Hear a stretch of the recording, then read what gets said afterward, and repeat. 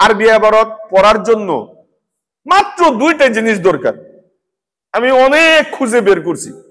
আপনি দুটি জিনিস যখন আপনি ইয়াদ করবেন আর দুইটা জিনিস আপনি হল করবেন, পৃথিবীর কোন এমন আরবি কিতাব নাই যে আপনি পড়তে পারবেন না। জীবনেও ওই কিতাব দেখেন নাই, মাঝখান থেকে আপনাকে বের করে দিবে, আপনি গড়গড় করে সব কিতাব আপনি পড়তে পারবেন। এক সেকেন্ডে চিন্তাও করতে হবে না আপনার। আপনি দেখবেন আর পড়বেন, দেখবেন আর পড়বেন। কয়টা কাজ করলে? সবাই বলেন, কয়টা কাজ করলে? দুইটা কাজ করলে। আমার এই ইউটিউবের মাধ্যমে দেশ বিদেশ থেকে যারা দেখতেছেন বা দেখবেন, তাদেরকে উদ্দেশ্য করে বলছি, যারা নাকি সরাসরি আমার দরজগুলোকে ফলো করেন এবং লেখেন। আলহামদুলিল্লাহ, ভারতেও শত শত মাদ্রাসার মধ্যে আমার এই দরজগুলো চলছে। সৌদি আরবেও আছে, কাতারেও আছে, দুবাইও আছে, বাহরাইনেও আছে আমার ছাত্র। তো আমি সকলের উদ্দেশ্যে বলছি যে আগের যে দরজগুলো আমার অন্য তর্জে ছিল, এইবারের দরজগুলো আমার অন্য তর্জে আমি এখন দেব। সেটা হলো, এইবারের আমার মিশন হলো ইবারত কি করে আমরা পড়তে পারবো, মূল যে জিনিসটা। তা আবারও আমি বলছি, ইবারত পড়ার মাত্র দুটি জিনিস। ইবারত পড়ার জন্য কয়টা জিনিস? দুইটা জিনিস যদি আপনার হল হয়, আপনি পুরা পৃথিবীর ইবারত পড়া আপনার জন্য সহজ হয়ে যাবে। সারা দুনিয়ার আরবি কিতাবের ইবারত পড়া আপনার জন্য আসান হবে, সহজ হবে। মাত্র কয়টি জিনিস? দুটি জিনিস। এক নাম্বার, খেয়াল করেন, সাথে সাথে মুখস্থ করবেন। আমার দরজগুলো এমন, এখানে বাকির কোনো কাম নাই, সব নগদে। কথা বুঝছেন নাকি? তো এক নাম্বার কাজ হলো যে কে দিচ্ছে, বলেন এক নাম্বারে কাকে দিচ্ছে, কি দিচ্ছে, কেন দিচ্ছে। এই চারটা সমস্যার সমাধান যে ছাত্র করতে পারবে, যে আলেমে করতে পারবে, তার পুরা পৃথিবীর ইবারত পড়া সহজ হয়ে যাবে।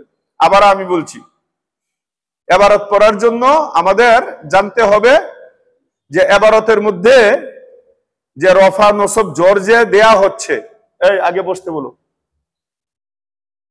তাড়াতাড়ি আসতে বলো। আমরা যে এরাব দিচ্ছি ইবারত পড়ার জন্য, যে রফা নসব জর দিচ্ছি, এখানেই প্রশ্ন হইল কয়টা? চারটা। প্রশ্ন কয়টি? চারটি। যে এই শব্দের শেষে যে এরাব হচ্ছে, রফা নসব জর হচ্ছে, এটা কে দিচ্ছে? এক নম্বর প্রশ্ন হইল কে দিচ্ছে, কাকে দিচ্ছে, বলেন কাকে দিচ্ছে, কি দিচ্ছে, কেন দিচ্ছে। কয়টা প্রশ্ন? চারটা। কি হইল তোমার?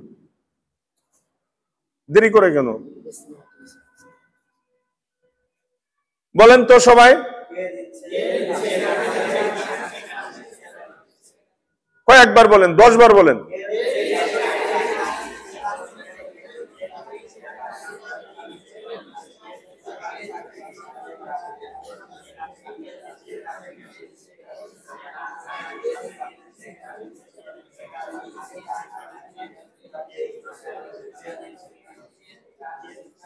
হ্যাঁ, ইবারত পড়ার জন্য দুইটি জিনিস দরকার না? এক নম্বরে হইল কয়েকটা প্রশ্নের উত্তর। কি কি? কে দিচ্ছে, কাকে দিচ্ছে, হ্যাঁ কি দিচ্ছে এবং কেন দিচ্ছে। আর 2 নাম্বার আমাদের সমাধান ইবারত পড়ার জন্য, এর বিকল্প নাই, সেটা হলো বেশি বেশি আরবি ইবারত পড়া। আপনি 1 লাখ বছর যদি হায়াত পান আর খালি হুজুরের সাথে পরামর্শ করেন, হুজুর আমি তো ইবারত পড়তে পারি না, কিভাবে পড়বো, কিয়ামত এসে যাবে, কিন্তু আপনি ইবারত পড়তে পারবেন না যতক্ষণ পর্যন্ত আপনি বেশি বেশি ইবারত না পড়বেন। কথা বুঝেন নাই? এছাড়া আপনার কোনো ওয়ে নাই, কোনো রাস্তা নাই, কোনো দিক নেই। এই জন্য যে কোনো একটি আরবি কিতাবের ইবারত মুখস্থর মতো শুরু থেকে শেষ পর্যন্ত ইজিলি করে নেওয়া। যে কোনো একটা কিতাবের, একটা কিতাব যখন আপনার চালু হয়ে যাবে, একটা কিতাব প্রথমে বুঝেন বা না বুঝেন একেবারে ঠাসে মুখস্থ করে ফেল। আরবি কিতাব দেখে দেখে যখন আপনি পড়তেছেন, মুখস্থের মতো করে ফেলাইছেন, একটাকে 100 বার পড়তেছেন, পড়তে পড়তে পড়তে পড়তে পড়তে পড়তে আপনার এমন একটা সলিকা আসা যাবে, এমন একটা ইস্তেদাদ এসে যাবে, পরে আপনি যে কোনো কিতাব টান দিলে আপনার মুখ দিয়ে সহিটাই বের হইতে থাকবে। কথা বুঝেন নাই? এই জন্য আমি আপনাদের সকলকে বলেছি সরহমিয়াতে আমেল কেনার জন্য। অনেকেই কিনেছেন, আর যারা বাকি আছে আজকে কিনে নেবেন।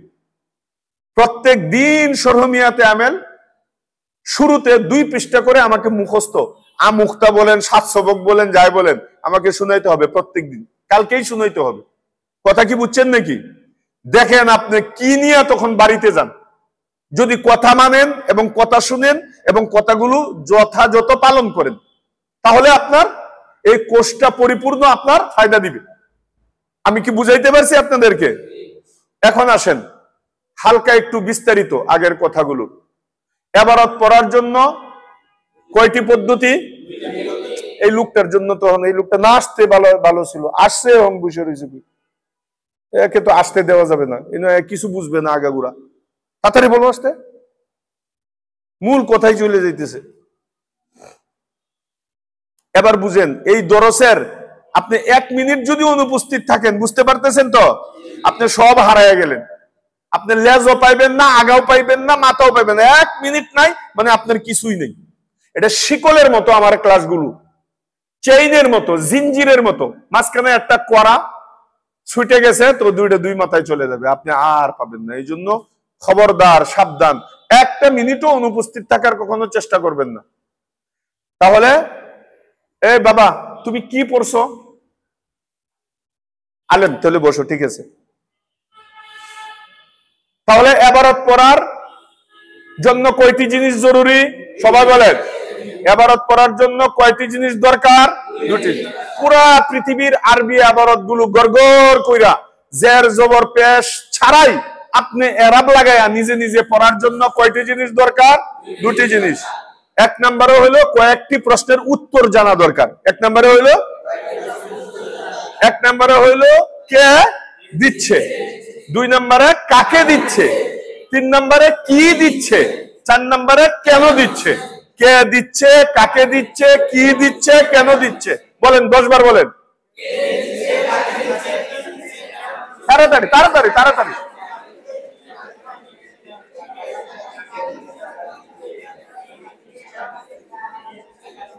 হ্যাঁ, এটা হলো 1 নাম্বার পদ্ধতি। আর দ্বিতীয় কি বলেছিলাম?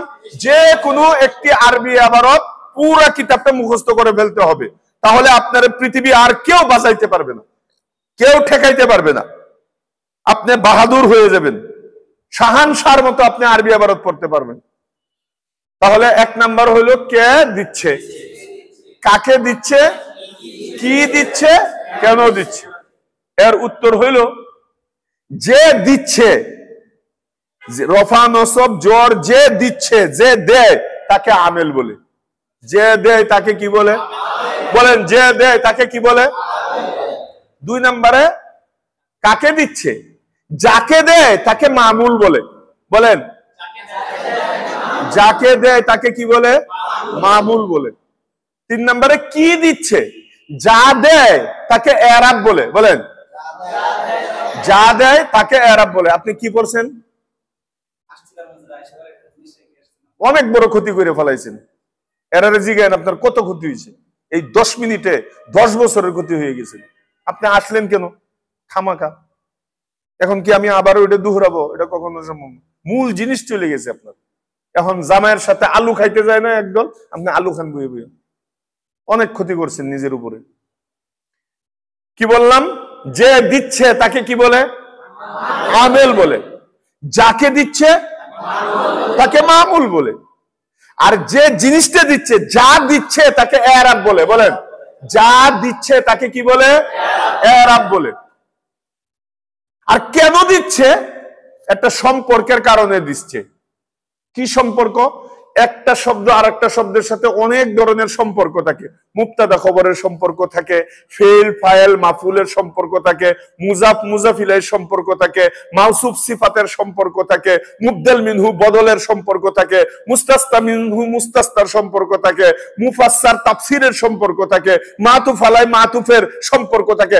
কত বলবো, এগুলো আস্তে আস্তে অগ্রসর হবেন আর আমি সম্পর্ক আপনাদের সাথে কায়েম করায় দিব যে এক শব্দের সাথে আরেক শব্দের কত ধরনের সম্পর্ক হইতে পারে, যে কারণে আরব গুলো দেওয়া হয়।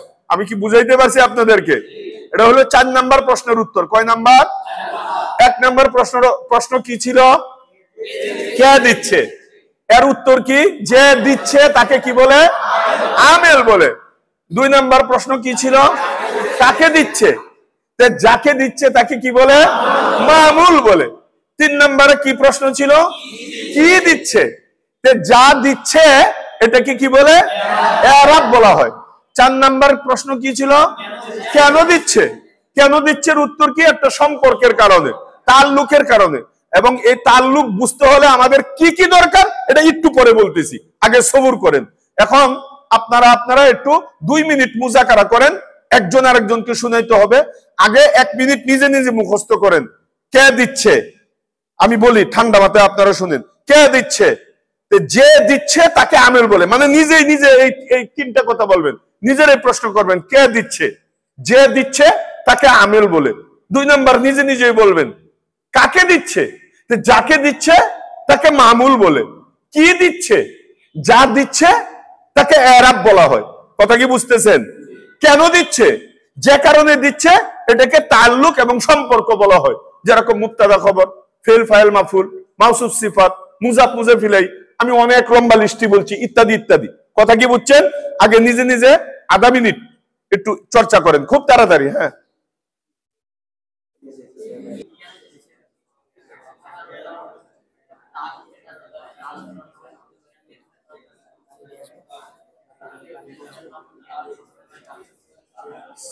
চার ব্যবস্থা করতে হবে।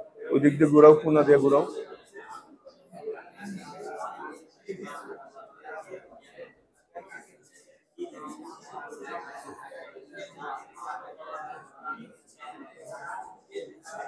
হ্যাঁ, কে পারবা আগে দাঁড়াও তো, বলো বলো। হ্যাঁ বলো বলো।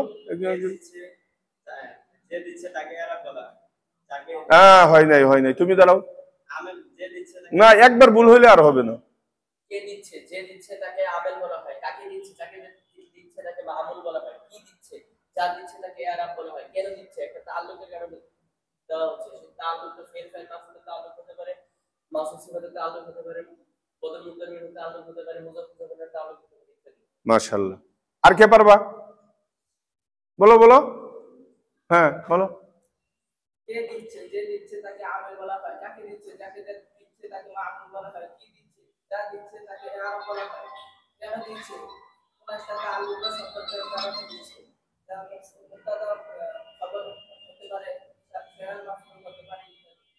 মাশাআল্লাহ।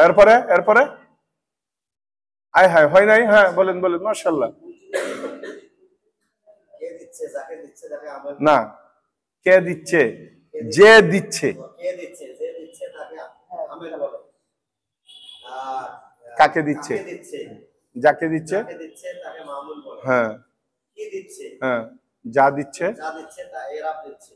হ্যাঁ, এরাব বলা হয়। কেন দিচ্ছে, হ্যাঁ, সম্পর্কে না। মাশাআল্লাহ মাশাআল্লাহ। এরপরে সবারই তো হওয়ার কথা। জলদি জলদি দাঁড়াও। হ্যাঁ, কে দিচ্ছে, যে দিচ্ছে তাকে আমেল বলা হয়। কাকে দিচ্ছে, যাকে দিচ্ছে তাকে মামুল বলা হয়। কি দিচ্ছে, যা দিচ্ছে তাকে দিচ্ছে মুতাআল্লিক, সম্পর্ক বলা হয়। হ্যাঁ, যেমন করে উদাহরণ বলবো। হ্যাঁ, পিছেরতে বলো।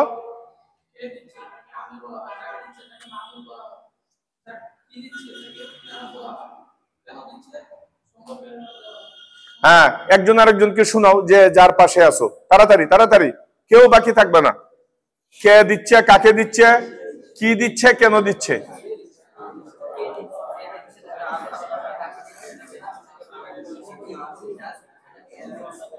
এমন ভাবে উঠাইবা যাতে লম্বা দেখা যায়। এরা আসলে বসানির দরকার, আরো লম্বা করে।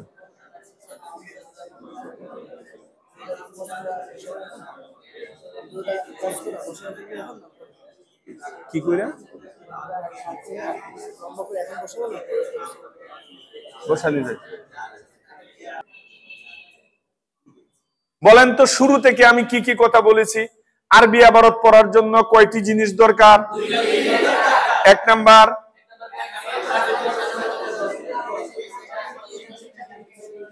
দুই নাম্বার, হ্যাঁ। আর বেশি বেশি ইবারত পড়ার জন্য আমরা এই কোর্সে কি করব?